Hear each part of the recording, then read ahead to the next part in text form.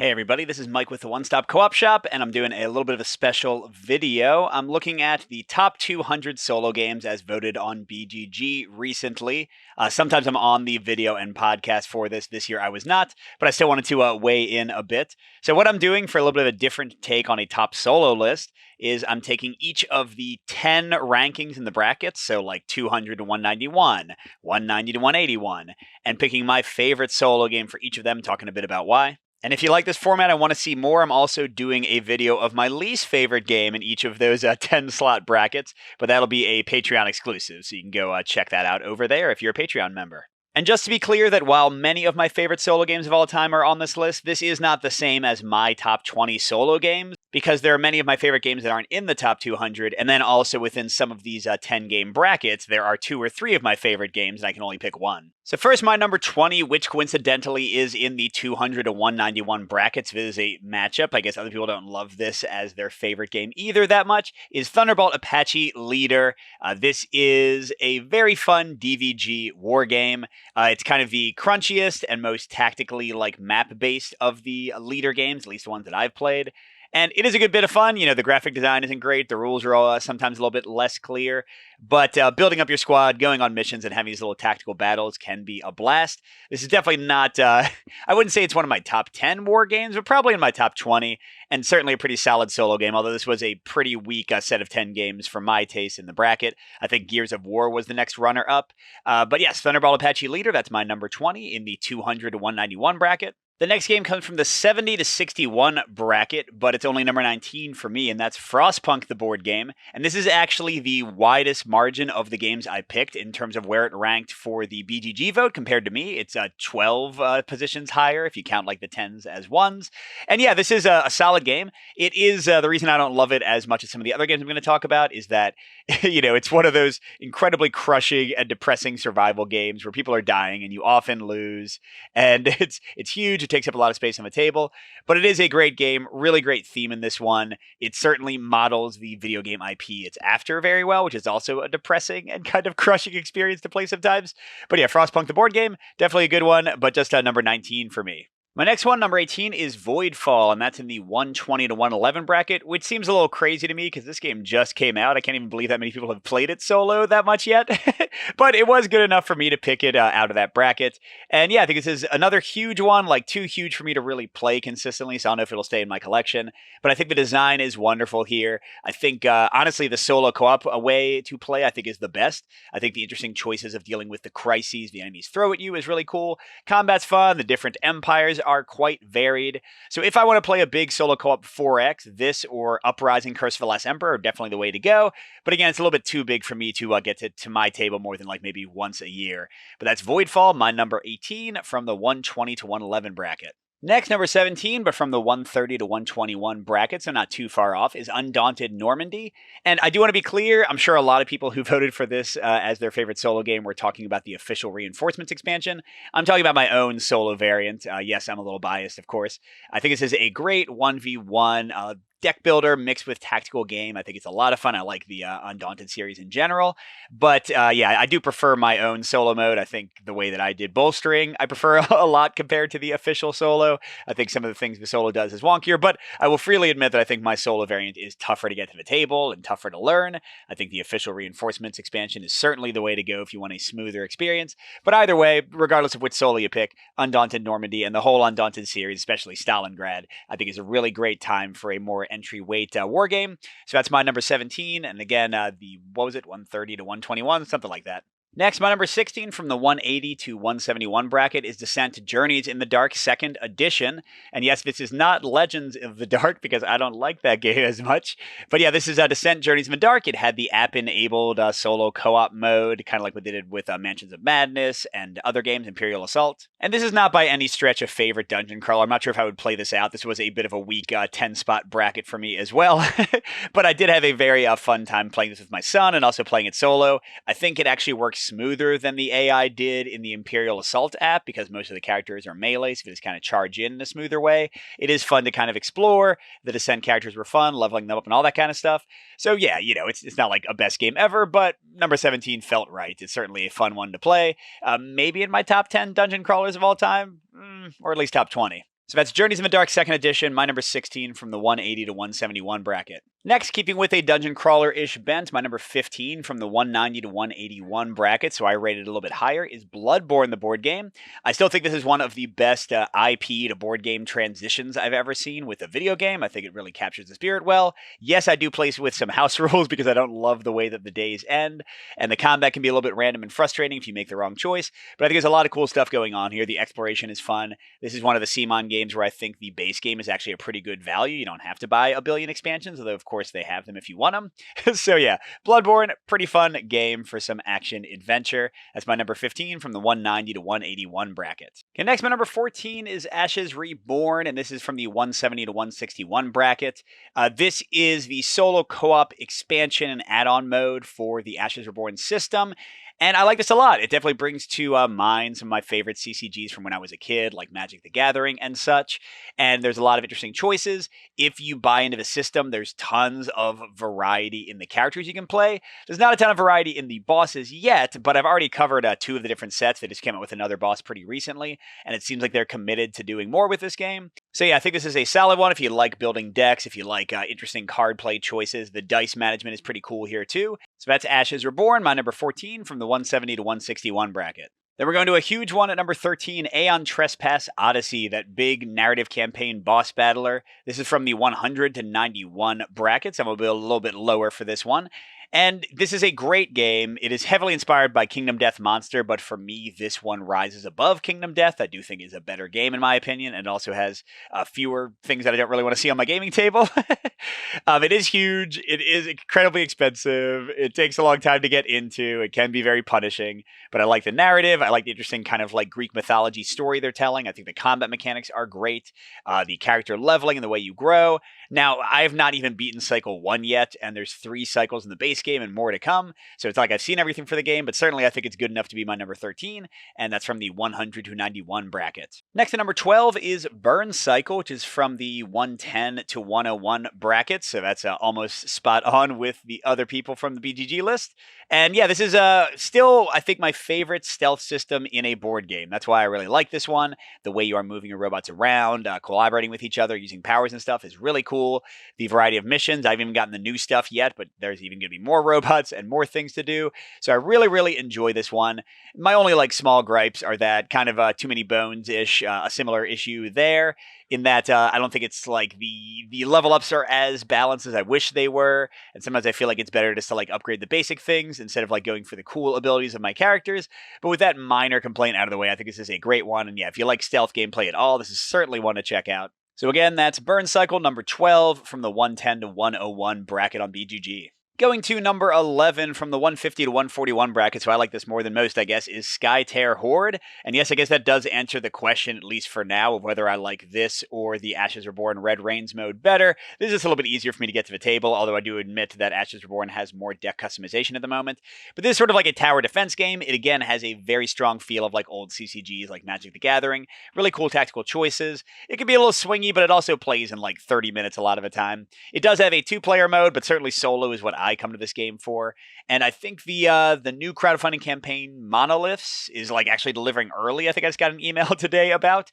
So that should drastically increase the variety in how you build your decks and like which enemies you face and all that kind of stuff, because the base game didn't have a ton of variety. So very excited to see more of this one, but it's still a great game. That is Skytear Horde, my number 11 from the 150 to 141 bracket. All right, now getting into my top 10, at least of these brackets, is Under Falling Skies, which was the 20 to 11 bracket for other people. So man, people love this one. I really like it. It's in my top 10, but not that much. So this is a great one of dice placement, tons of variety with these different scenarios and cities and like boards and difficulty levels. And it's got that amazing mechanic, my favorite thing about the game, where you're putting dice and the dice you place both activate rooms, kind of like worker placement style, but they also cause the enemies in those matching columns to come down in advance and attack you. So every choice is just meaty and delicious, even though it's a very small, although it's very vertical, quick playing game. So yeah, Under Falling Skies is great. It's my number 10 from the 20 to 11 bracket, the second highest bracket in the entire contest. And then my number 9, back to CTG, is Cloud Spire, which is from the 30 to 21 bracket. So again, like right near the absolute top. This is another huge one that I just don't get to the table as much as I wish I could, but I like it more than Voidfall and some of the other ones specifically for solo. I love the variety in the solo scenarios, how you take like one faction and take them through their paces with these different things. It is a lot to run. It is a beast of a game to play, but the variety in factions, the incredible tactics on display, the kind of puzzly nature of the solo mode where there are multiple ways to win it, but trying to figure out which ones work best is a lot of fun. I just adore this one. Again, it's a little bit too large, too unwieldy, too hard to remember all the rules for solo play to get out every week, but I still really, really respect it. So that's my number 9, and from the 30 to 21 bracket on BGG, Cloudspire. And then on the exact opposite spectrum is my number 8, which is from the 90 to 81 bracket, which is Resist. This, compared to Cloudspire and some of these huge games, is a tiny, quick-playing, like 20 to 30-minute card game. But it has amazing choices, mainly with the card play of whether to use your characters on their hidden side or their revealed side. Revealed is going to take them out of your deck, kind of like in a reverse deck builder way, and weaken your options. Hidden doesn't do as strong, though, and you're trying to complete these missions. Now, I do want to say, even though this game is great, I do prefer Witchcraft in basically every way. The upcoming one that uses the same system that should be delivering kind of soon-ish, but that wasn't on the list, and this one was. So Resist is my number 8, and it's from the 90 to 81 bracket. And then my number 7 game is another tiny one that is so meaty and packs such a punch. That is Rove from Button Shy. This is from the 80 to 71 bracket, so I'm just one space off again. This is an awesome game of interesting kind of spatial awareness and movement. You're trying to complete these missions, but each of the cards has different ways that they move, and you have like once per game powers that can use them. There are a bunch of little mini expansions like Button Shy often does to kind of complicate things and give more variety. But even just with the base game, I think this is a wonderful, wonderful solo experience. I cannot recommend this one highly enough, maybe more than almost any other game on my list, just because it's so cheap. You can even get the PNP version. But yeah, Rove is a slam dunk of awesomeness if you like kind of spatial movement and tactical puzzles. Great, great game. My number 7, and from the 80 to 71 bracket on BGG. Next is Warp's Edge from Renegade, my number 6, and from the 40 to 31 bracket. So I guess I'm a little bit higher than other people, but this one is amazing. It's a bag builder. It's quick to play. There's tons of variety in the bosses and the ships you can play and kind of mixing and matching those, especially if you get some of the expansions. And it's just cool choices every turn of which ships you attack, how you attack them, and all the bag building is done by destroying ships, and the different ways you can destroy them will add different things to your bag. It's fun. There's lots of variety in the bosses too. Just a great little game if you want to feel like you are going from a zero to a hero in a super exciting way in a very short amount of time. That is Warp's Edge, my number 6, from the 40 to 31 bracket. Next, my number 5 is Sentinels of the Multiverse, focusing on the definitive edition, which is the only way that I'll play at this point. This is from the 60 to 51 bracket, so I'm really close. And yeah, this game is a lot, especially if you go into the newer expansions like the Rook City Renegades is already more complicated than the base set. But I love the new way they're releasing the definitive edition because you get a ton of content at a really nice price point, and it's like kind of nicer quality and better rules and everything overall. Definitely, again, the best way to play. But this one is all about these characters and bosses and the modular nature of combining them with environments. It's, for me, my favorite superhero game where I actually feel like a superhero. I like this better than Marvel Champions. Anything else out there, I feel like I'm actually playing as these cool characters. I feel like I'm, the Punisher-ish character or Batman-ish or the Flash. And, even though it's not the real IPs, I enjoy the gameplay here more than almost anything. Again, it is a little bit tough to run sometimes. I'm not recommending it for everybody, but it is one of my absolute favorites. That is Sentinels of the Multiverse Definitive Edition, number 5, and from the 60 to 51 bracket. And then another solo game that I certainly don't recommend for everyone, and that is my number 4 from the 140 to 131 bracket. So I put this way higher than most people, and that is Roots solo play. You need the Clockwork expansions to play with this. It is a little clunky sometimes because these are hugely asymmetric factions, one of my favorite things. And it's tough sometimes to run these bots, and the game's really at its best when you have like 2 or 3 bots against you in solo. So trying to like handle all those at the same time can be a bit of a bear. But if you're like me and you've played coin games and all these other like big war games, it won't really seem that intimidating. But yes, once you get a handle on it, I think this is amazing. Now, I've heard the app is a great way to play too. I don't generally play board games on app, but that might be an easier way to get into Root solo. But if you want to have a board game experience, the Clockwork expansions, I just love it. Just throwing a different faction together with some different baddies, seeing what happens, trying to win. And really, even if I don't win, having a great solo story being told between the interplay of all these factions fighting over the forest. list. So yeah, that's Root, my number 4, and from the 140 to 131 bracket. And now one that I'm apparently way more in love with than the average BGG voter. My number 3 is Paleo, and that was from the 160 to 151 bracket, so I have 13 places off. And I do love this one, by the way, for co-op as well, but solo is certainly wonderful for this game. And I do generally, by the way, play it two-handed. I don't think the true solo mode is the best way to go, but this is an awesome game. I like it more than Frostpunk. I like it more than Robinson Crusoe. It's a little bit less doom and gloom than those games, but it still has that similar feeling of kind of conquering your environment, like leveling up, getting better tech, getting stronger.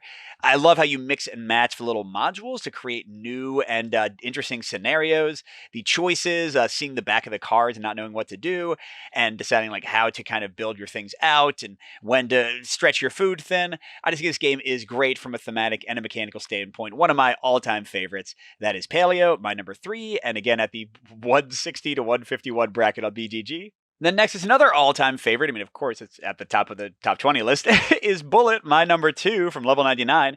And this is at the 50 to 41 bracket on the BGG vote, which makes me so happy because I feel like I was beating the drum of how awesome this game is for years.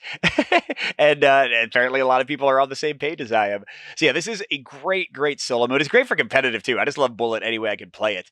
But kind of like Rove, this is a really cool spatial puzzle. Kind of like Sentinels of the Multiverse or Root, you have huge differences in the different characters you can play, huge differences in the bosses you can go against. Bullet is one of the best values, kind of like Rove, in that a single one of the main boxes will get you 8 heroines and 8 completely different bosses. So there's like tons of matchup possibilities there. I just adore this one, and I'm so happy to see that others do too. I think it's still on crowdfunding. I did a preview for the newest expansion, not because anybody's paying me, just because it is one of my favorite games of all time. So again, that is Bullet, my number 2. What's number 1 going to be? And it's from the 50 to 41 bracket. So what's my number 1? Oh, it's so surprising. It's only been Mike's favorite game for years and years, and that is Arkham Horror, the card game, Arkham Horror, the LCG. This is just my favorite, like I said. And funnily enough, this is from the 10 to 1 bracket, so it's also in the top 10 for the BGG vote. And the only other game that was like that was my number 20, which was in the 191 bracket, Thunderbolt Apache Leader. So we have a nailing it in bracket-wise format on both ends of this list.